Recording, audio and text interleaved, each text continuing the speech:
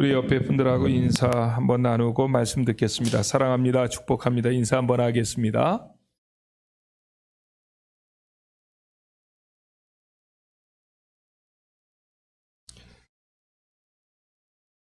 오늘은 본문 말씀 베드로전서 1장 17절로 21절의 말씀을 의지해서 하나님을 두려워하라 라고 하는 제목으로 베드로전서 강의 10번째 말씀을 강론하겠습니다.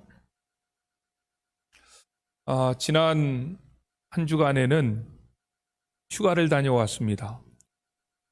원래 여름철에 가는데 올해 여름에는 코로나19가 갑자기 확산되어서 대면 예배가 비대면 예배로 전환되었고, 그런 상황에서 교회를 비우는 것이 부담이 돼서 미루다가 2020년도를 결산하고 2021년도를 계획하는 의미로 한 주간의 시간을 갖게 되었는데요. 올해는 전라남도, 전라북도의 기독교 유적지들을 한번 쭉 돌아다니며 살폈습니다. 처음에 갔던 것이 신안 증도에 있는 문준경 전도사님의 순교 기념관서부터 출발을 했습니다. 문준경 전도사님은 경성성서학원, 오늘날로 얘기하면 서울신대의 전신이지요.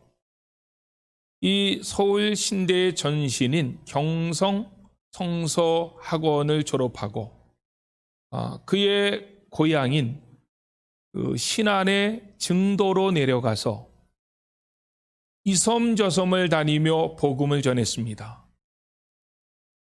그분은 이섬저섬을 다니며 복음을 전하면서 1년에 고무신을 9켤레나 갈아 신었다고 합니다. 그 신안에는 섬들이 참 많더라고요. 그래서 어디를 가든 천사, 이 단어가 계속 붙어 있는데, 저는 천사가라고 하는 단어가 처음에는 천사처럼 고운 사람들만 모여 사나? 이렇게 했더니 섬이 1005개랍니다.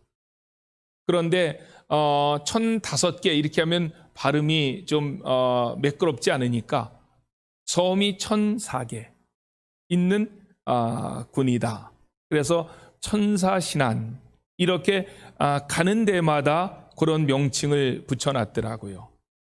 우리나라에서 가장 섬이 많은 어떤 도시인데, 그러다 보니까 그 전도사님이 사셨던 증도 주변에도 굉장히 많은 섬이 있었고, 그분은 공산당의 어떤 총칼에 의해서 무참하게 순교를 당하셨는데, 순교 당하시기까지 그분이 이 섬 저 섬 1년에 고무신 9켤레를 바꿔 신을 만큼 쉼없이 끊임없이 복음을 전하면서 세운 교회가 100여 개가 됩니다.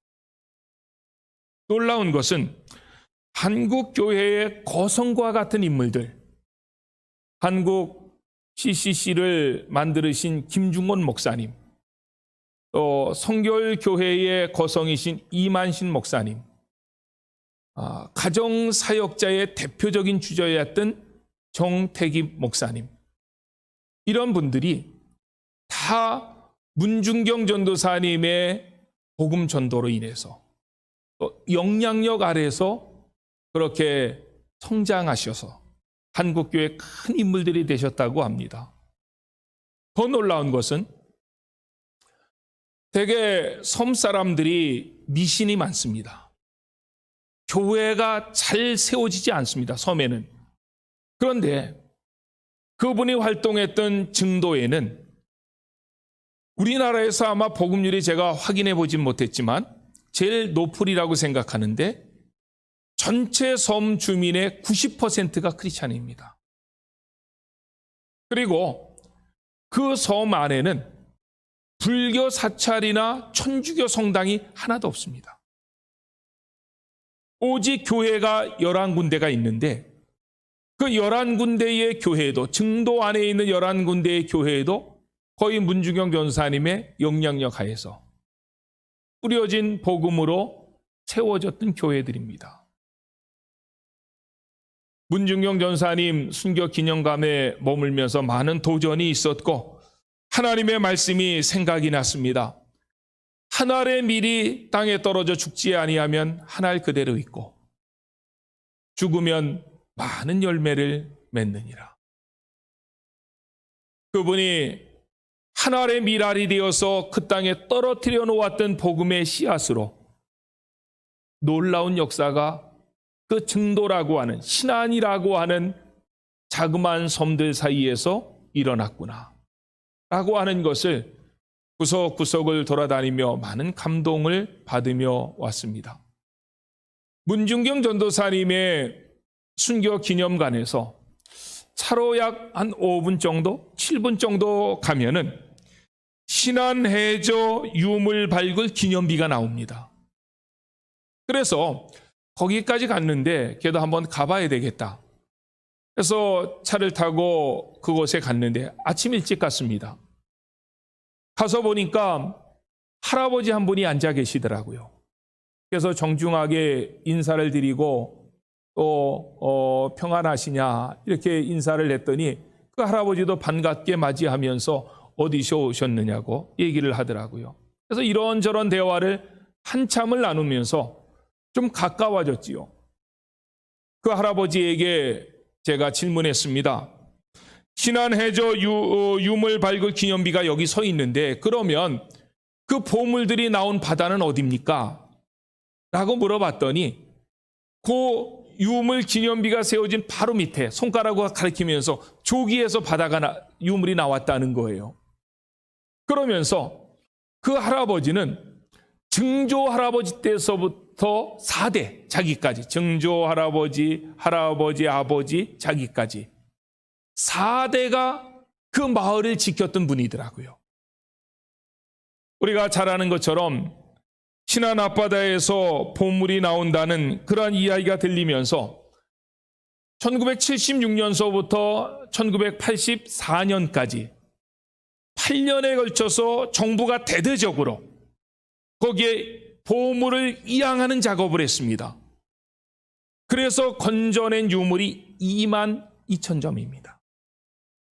그런데 우리가 잘 아는 것처럼 그 유물은 거의 한 군데서 그렇게 많은 유물이 나왔는데도 거의가 국보급의 유물이었습니다.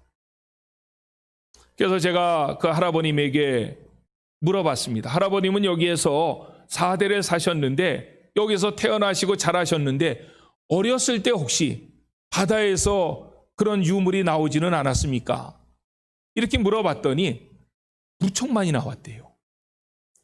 특별히 어부들이 고기를 잡으려고 쳐놓았는데 거기에 항아리도 걸려들고 어떨 때는 불상도 걸려들고 어떤 때는 접시나 그릇도 나왔는데 이 어부들은 그것이 구차는 물건이라 그거 걸려 나오면 굉장히 기분 나빠하면서 다 팽개쳤다는 거예요. 그런데 일주일에 한두 번은 꼭 오시는 엿장수 아저씨가 있었대요. 그 엿장수 아저씨에게 그런 유물들을 이렇게 모아놨다가 그 엿장수 아저씨 드리면 엿장수 아저씨가 그냥 엿을 그냥 뭉태기로 잘라줬는데 그 엿 맛이 지금도 생각난다고.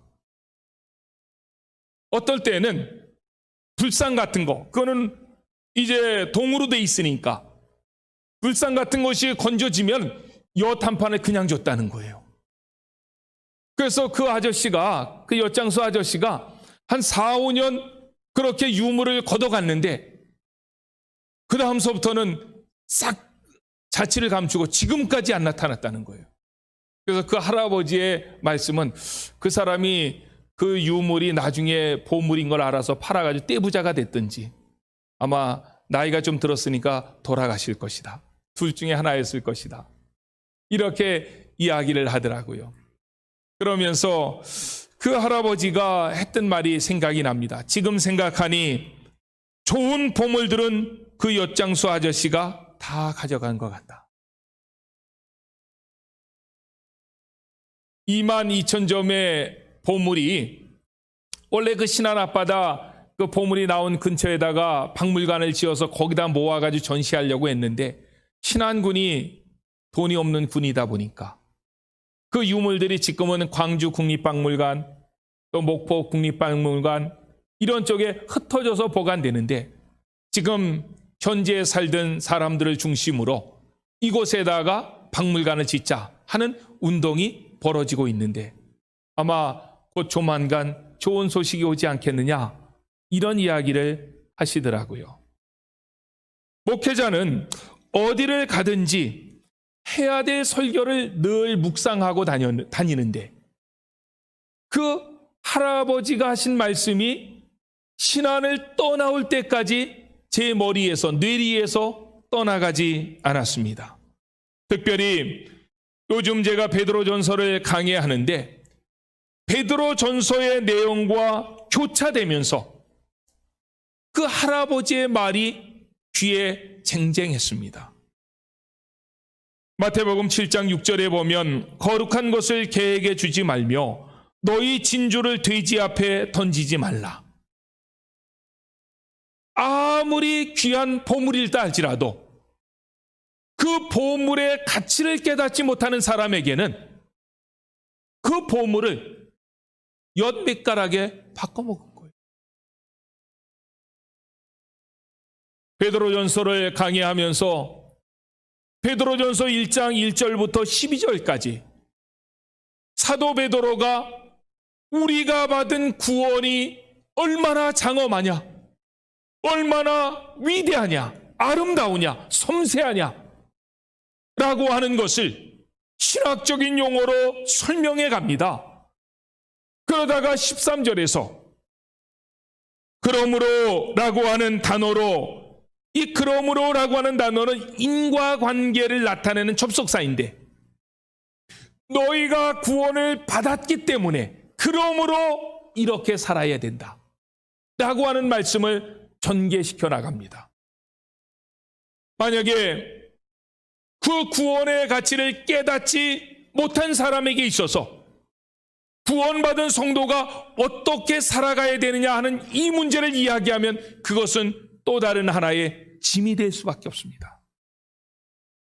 그러나 내가 받은 구원이 얼마나 고귀하고 아름답고 장엄하고 위대한 것인가, 이것을 깨달은 사람들에게는 내가 구원받았기 때문에 이렇게 살아야 된다라고 하는 말씀은 의미 있는 말씀으로 와닿을 수 있다는 것입니다. 사랑하는 안천의 성도 여러분, 내가 받은 구원이 얼마나 소중한 것인가, 내가 받은 천국이 얼마나 값지고 아름다운 것인가, 여러분은 그것을 믿습니까? 믿어야 됩니다. 그 구원에 대해서 깨달은 만큼 우리는 구원받은 자가 어떻게 살아가야 되는지에 대한 문제를 심각하게 다룰 수가 있다는 것입니다. 13절에 그러므로 너희가 구원받았기 때문에 이렇게 살아야 된다라고 하는 말을 베드로전서 1장 13절서부터 2장 10절까지 얘기하는데 거기에는 수많은 내용들을 이야기하는 것 같지만은 주동사는 5개밖에 안 됩니다. 다른 동사들은 분사 형태로 되어 있어서 그 주동사 5개를 해석해내고 보조하고 설명해내는 그러한 문장 구조로 되어 있습니다. 그렇다면 구원받은 성도의 삶 5가지, 주동사로 말하고 있는 5가지 내용이 뭡니까? 첫 번째로는 소망하라 13절입니다. 두 번째로는 거룩하라 14절로 16절입니다. 세 번째는 두려워하라 오늘 본문 17절입니다. 네 번째로는 사랑하라 22절이고 다섯 번째로는 사모하라 2장 1절입니다. 그런데 여기에서 우리가 눈여겨보아야 될 것은 사도 베드로는 구원받은 성도의 삶에 대해서 이렇게 살아라라고 이야기만 하는 것이 아니라 그런 이야기를 해나가다가 중간중간에 구원이 무엇인지를 재론해서 설명해 나가고 있다는 거예요. 저는 사도 베드로가 그렇게 구원에 대해서 설명하다가 또 구원받은 자가 어떻게 살아가야 될 것을 얘기하고 또 구원에 대해서 먼저 설명하다가 그러기 때문에 너희들이 구원받았기 때문에 이렇게 살아야 된다라고 우리에게 가르치는 이 문장의 구조는 매우 의미가 있다고 보여집니다. 왜냐하면 우리들의 성도의 삶의 출발점은 구원의 감격에서부터 시작되기 때문에 그런 것입니다. 구원의 은혜, 구원의 감격이 없으면 절대 그것이 삶으로 이어질 수 없다는 것입니다. 지난주에는 5가지 구원받은 자의 삶에 대한 내용 5가지 중에 2가지를 했습니다. 소망하라, 거룩하라. 오늘은 3번째 말씀을 함께 17절서부터 21절의 말씀을 가지고 살펴보도록 하겠습니다. 3번째 명령은 뭡니까? 3번째 명령, 두려워하라랍니다. 그런데 우리가 두려워해야 되는데 두려움의 이유, 두려움의 대상을 먼저 이야기합니다. 17절 같이 봅시다. 시작. 외모로 보시지 않고 각 사람의 행위대로 심판하시는 이를 너희가 아버지라 부른즉 너희가 나그네로 있을 때를 두려움으로 지내라. 17절 맨 마지막에 두려움으로 지내라 라고 하는 말은 헬라어로 엔퍼보 아나 스트라페테, 엔퍼보 아나 스트라페테 라고 하는 말인데 이 말을 영어로 해가면 in fear, 두려움 안에 살아라. 그런데 왜 성도들이 두려움 안에서 살아야 되느냐? 그 말씀을 17절 상반절에서는 이렇게 말씀하는 것입니다. 외모로 보시지 않고 각 사람의 행위대로 판단하시는 이로 인해서. 외모로 보지 아니하시고 각 사람의 행위대로 판단하시는 이 누굽니까? 하나님이죠. 그러니까 우리의 두려움의 대상은 세상이 아닙니다. 우리의 불확실한 미래가 아닙니다. 우리의 두려움의 대상은 오직 여호와 하나님이십니다. 왜 하나님만 두려워해야 되는가 하면 그분은 우리를 심판하시는데 마지막 때에 판단하시는데 각 사람의 행위대로 심판하시고 판단하시는 여호와 하나님이시기 때문에 그렇다. 그런데 오늘날에는 그렇지 않습니다. 오늘날에는 God is love. 하나님은 사랑이십니다. 하나님은 은혜로우십니다. 이런 것들만 강조되다 보니까 심판주가 되신다. 그래서 하나님을 두렵고 떨림으로 섬겨야 된다 라고 하는 이 말씀은 성도들 사이에서도 굉장히 많이 어색한 단어가 되었습니다. 주일 설교에서 하나님은 심판주가 되신다, 하나님은 죄를 미워하시고 악을 미워하신다, 이런 설교하면 성도들이 하지 말라 그래요. 우리 교인들 안 온다고, 교회 부흥 안 된다고.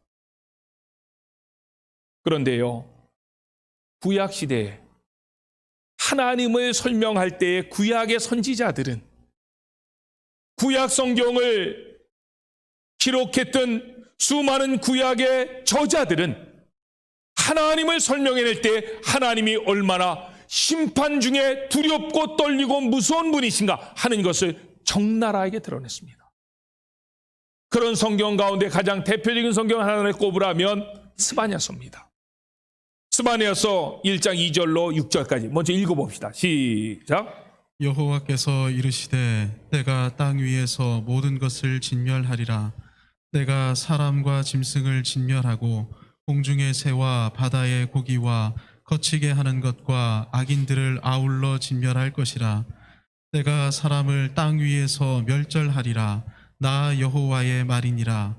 내가 유다와 예루살렘의 모든 주민을 위해 손을 펴서 남아있는 바알을 그곳에서 멸절하며 그마림이란 이름과 및 그 제사장들을 아울러 멸절하며 또 지붕에서 하늘의 뭇별에게 경배하는 자들과 경배하며 여호와께 맹세하면서 말감을 가리켜 맹세하는 자들과 여호와를 배반하고 따르지 아니한 자들과 여호와를 찾지도 아니하며 구하지도 아니한 자들을 멸절하리라. 아멘.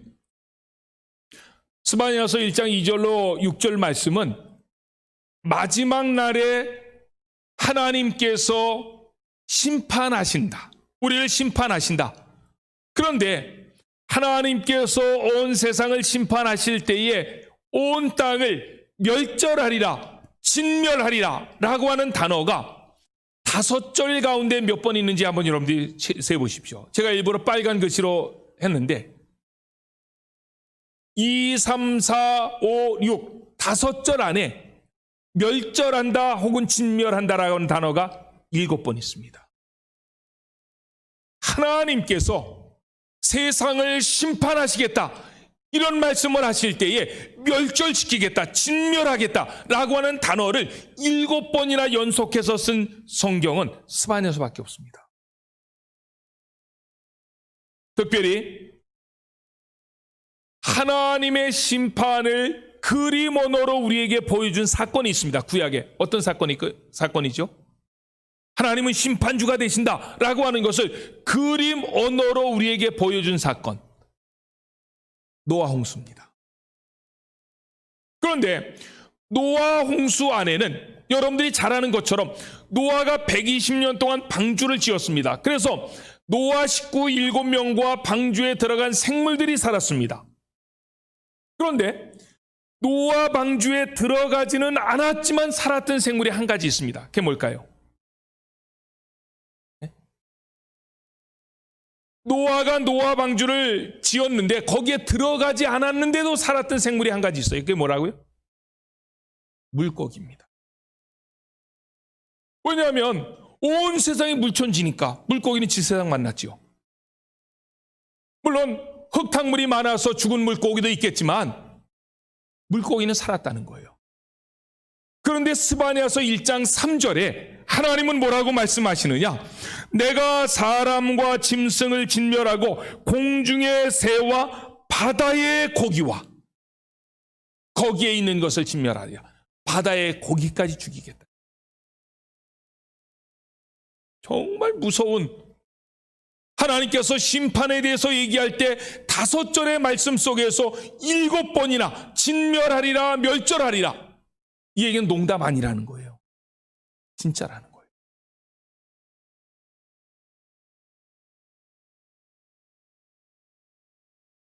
그러나 하나님을 배역한 우리 인생들이 어떻게 그 하나님의 심판을 모면할 수 있습니까?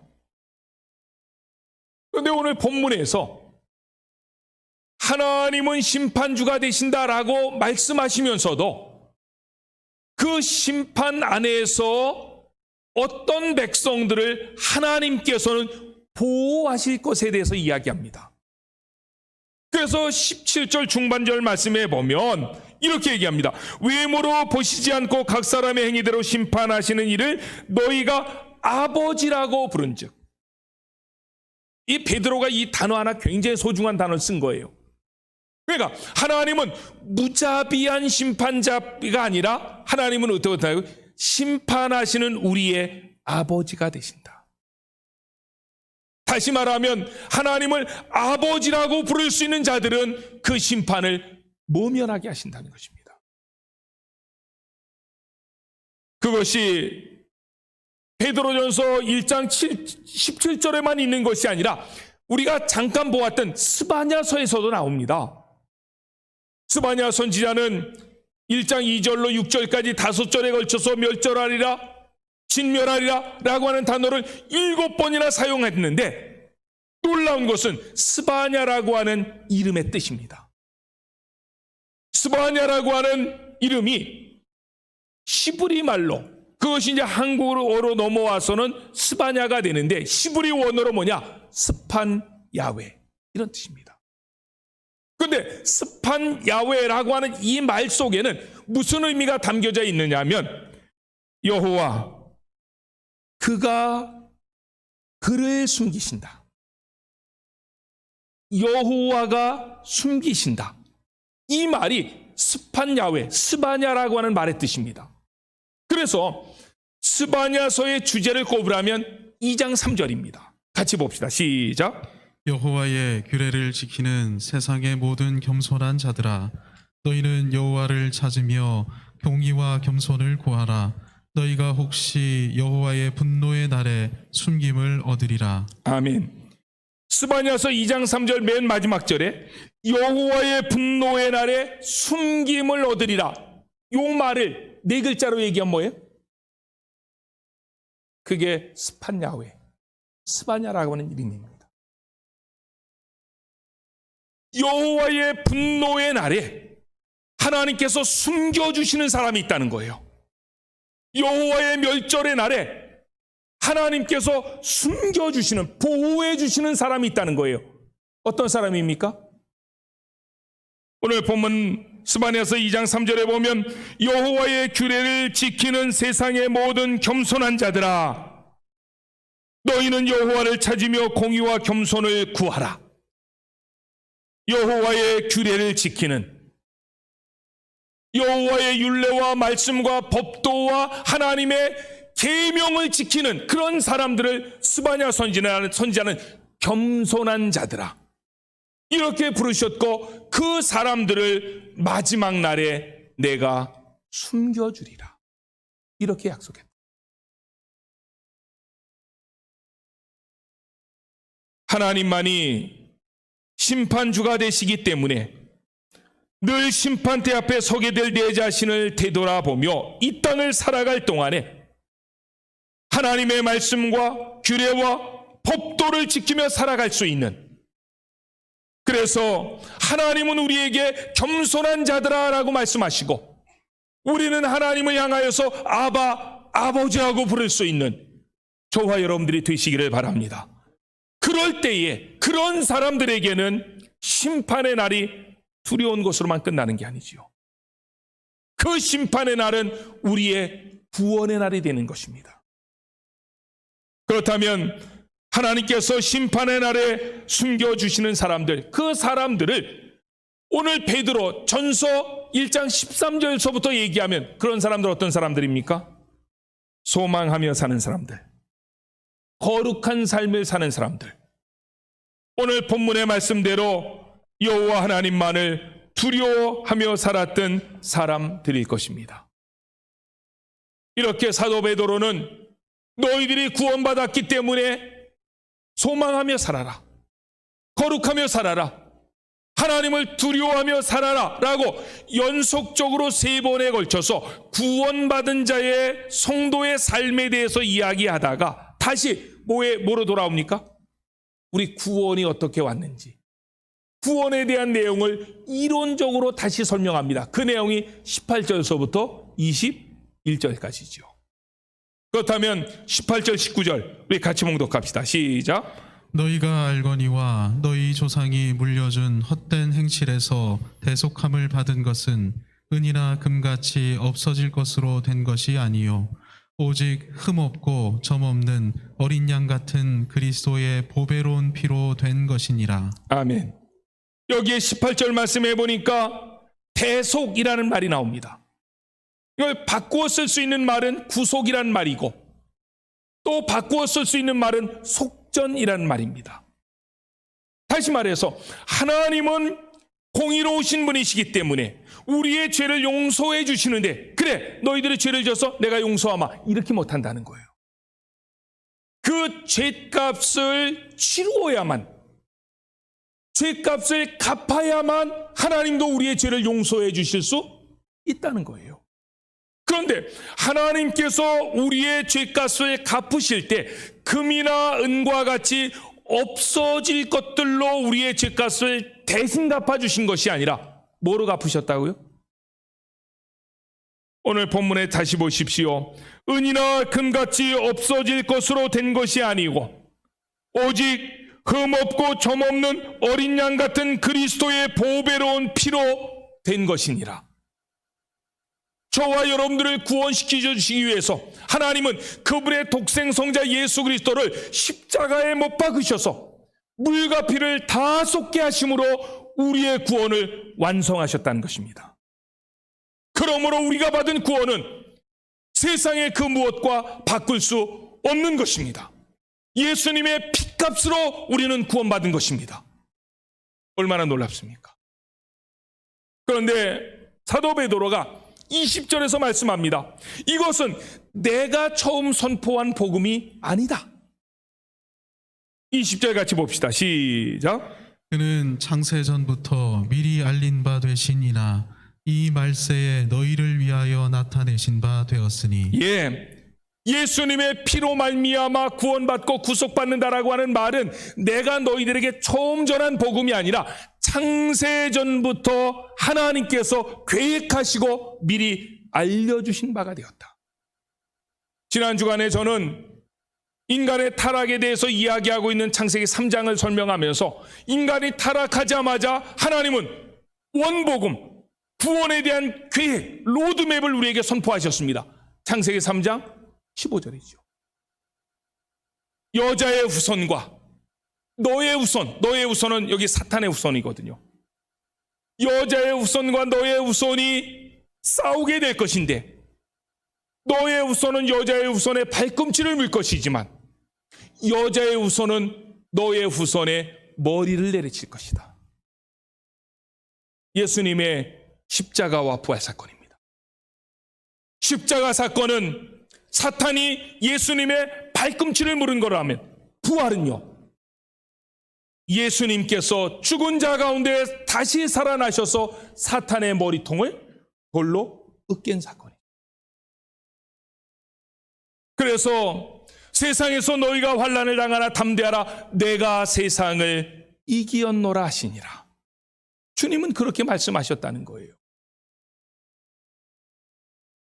사랑하는 성도 여러분, 요한일서 1장 7절에 보면 사도 요한은 똑같은 베드로와 같은 이야기를 하는데 이것은 사도 요한만 그렇게 한 것이 아니라 바울만 그렇게 한 것이 아니라 야고보도, 신약의 성경 저자들도, 구약의 성경 저자들도, 모든 성경 저자들이 동일하게 얘기합니다. 요한일서 1장 7절입니다. 시작. 그가 빛 가운데 계신 것 같이 우리도 빛 가운데 행하면 우리가 서로 사귐이 있고 그 아들 예수의 피가 우리를 모든 죄에서 깨끗게 하실 것이요. 아멘. 그 아들 예수의 피가 우리를 모든 죄에서 깨끗게 하실 것이요. 사도 요한은 요한일서 1장 7절에서 선포하는데 여기서 우리가 주목해야 될 것은 예수의 피가 우리를 죄에서 깨끗하게 하실 것이요, 이렇게 하지 않고 앞에다가 부사를 집어넣었다는 거예요. 예수의 피가 모든 죄에서, 모든 죄라고 하는 것은 아담과 하와가 지은 원죄, 우리가 날마다 짓는 자범죄, 우리가 과거에 지었던 죄, 오늘날 알게 모르게 지은 죄, 미래에 지을 죄까지 예수 그리스도께서 십자가상에서 지신 보혈로 모든 죄가 용서함 받은 줄로 믿습니다.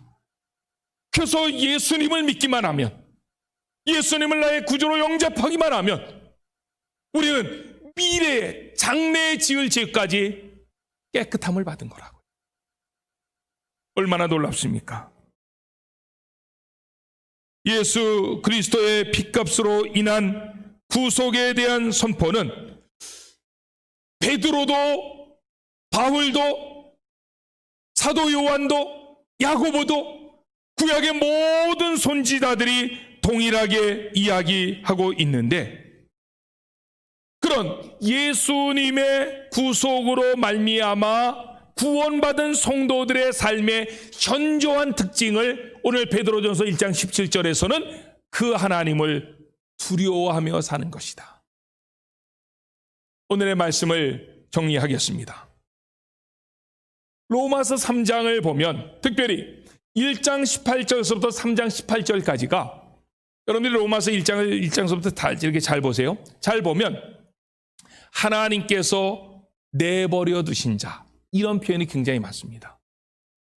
하나님께서 관섭하지 아니하시면, 하나님께서 내버려 두시면 그 영혼은 타락한 거예요.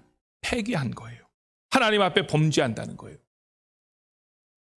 로마서 1장 18절서부터 하나님께서 내버려 두신 자, 내버려 두신 자, 내버려 두신 자, 이런 단어를 계속 써가면서 타락한 인생, 범죄한 인생, 폐기한 인생들의 삶에 대해서 3장 18절까지 설명해 나갑니다. 그런데 로마서 3장 18절에서 하나님께서 내버려 두신 자, 폐기한 자, 범죄한 자, 사악한 자, 이런 자의 삶의 특징을 한 줄로 요약해 버립니다. 그게 뭘까요? 3장 18절 시작. 그들의 눈앞에 하나님을 두려워함이 없느니라 함과 같으니라. 하나님께서 내버려 두신 자, 범죄한 자, 타락한 자의 삶의 특징을 한마디로 얘기하면 뭐라고요? 그들의 눈앞에 하나님을 두려워함이 없느니라. 그들은요, 하나님을 우습게 여긴다는 거예요. 스코틀랜드의 종교 개혁자 가운데 존 낙스라고 하는 사람이 있습니다. 여러분들이 꼭 인터넷에 한번 찾아보십시오. 대단한 사람입니다. 이 존 낙스는 메리 여왕의 학정에도 전혀 굴하지 않았습니다. 그때 메리 여왕의 학정 때문에 청교도가 미국으로 도망간 거 아니에요. 그래서 미국이 탄생한 거 아니에요. 그 학정에도 스코틀랜드를 떠나지 아니하고 그 나라 속에 있으면서 그 나라를 말씀으로 개혁시켜 나갔던 위대한 사람입니다. 그런데 존 낙스는 개혁운동을 하다가 말씀운동을 하다가 잡혀가지고 노예선에 갇혀가지고 비참한 생활을 하기도 하는데, 그러다가 기적적으로 거기에서 나와가지고 스코틀랜드의 종교개혁을 이끌어갔던 사람입니다. 그가 죽었을 때에 스코틀랜드를 통치했던 사람은 제임스 더글라스 4세인데, 그가 죽던 날에 그의 무덤의 앞에 가서 제임스 더글라스 4세가 헌시를 했습니다. 헌사를 했죠.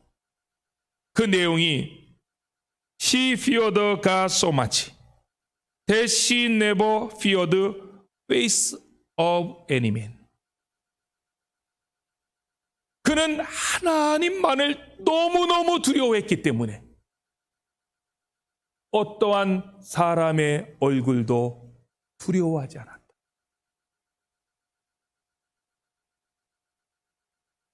문준경 전도사님의 일대기를 돌아보면서 그분이 목포 경찰서에 잡혔는데, 잡혔다가 이제 국군이 이렇게 들어오니까 나올 수 있었대요. 나왔는데 그때는 아직 증도는 공산군들이 있었고, 그런데 자기는 내가 세웠던 교회에 가야 된다. 우리 성도들이 거기서 죽어가고 있다. 내가 가야 그들에게 위로가 된다. 그때에 문준경 전도사에게 복음을 전해줬던 이성복 목사님이라고 하시는 분이 이사야서의 말씀을 가지고 만류했습니다. 이런 환란이 있을 땐 잠시 피하는 것이다. 이 말씀을 가지고 가면 안 된다. 지금 가면 죽는다. 라고 했는데도 교회와 성도들을 걱정해서 증도로 왔다가 그 공산당에 붙잡혀 가지고 무참하게 학살된 그 학살의 현장, 거기가 주차장이 없어요. 그 학살의 현장 그냥 묘만 있고, 그래서 저기다 주차장에다 한참 걸어와야 그 학살의 현장을 보게 되는데, 거기에서 존 낙스라고 하는 사람도 스코틀랜드의 개혁자였는데 하나님만 너무 두려워했고 어떤 사람의 얼굴도 두려워하지 않은 스코틀랜드의 대표적인 목회자요 신학자였다면, 한국의 문중영 전도사님, 한국의 존 낙스와 같은 사람이로구나. 오늘 한국 교회에는 많이 공부한 어떤 오래 신앙생활한 몇 대를 거쳐서 신앙생활했다라고 주장할 수 있는 그런 사람들이 필요한 시대가 아니라 하나님만을 두려워하고 너무너무 하나님만을 두려워하기 때문에 사람은 두려워하지 아니하는, 미래는 두려워하지 않는 그런 하나님의 사람들이 필요할 때입니다. 하나님은 사랑이시라고, 하나님은 은혜라고 이런 것들만 강조하다 보니까 하나님을 경외하는 사람, 두렵고 떨림으로 하나님을 섬기는 사람을 만나보기가 너무너무 어려운 이때에 우리 안천에 살아가는 성도들은 하나님만을 두려워할 수 있는 믿음의 자녀들이 되시기를 소원합니다. 하나님께 대한 두려움은 하나님께 대한 사랑과 모순되지 않습니다. 하나님을 두려워한다는 것은 하나님을 사랑한다는 것의 또 다른 얼굴입니다. 하나님에 대한 사랑이 깊어지다 보니 하나님을 두려움으로 섬기게 되는 것입니다. 하나님을 너무너무 사랑하기 때문에 하나님을 두렵고 떨림으로 섬겨가다가 그렇게 살다가 언젠가 우리 모두는 하나님의 심판대 앞에 서게 될 텐데 그때에 스판 야훼 하나님께서 숨겨주시는 은혜가 그 심판의 무서움 가운데에서 하나님께서 보호해 주시는 은혜가 여러분들의 가정과 자녀들과 여러분들의 가문 가운데 넘쳐나시기를 예수님의 이름으로 축원합니다.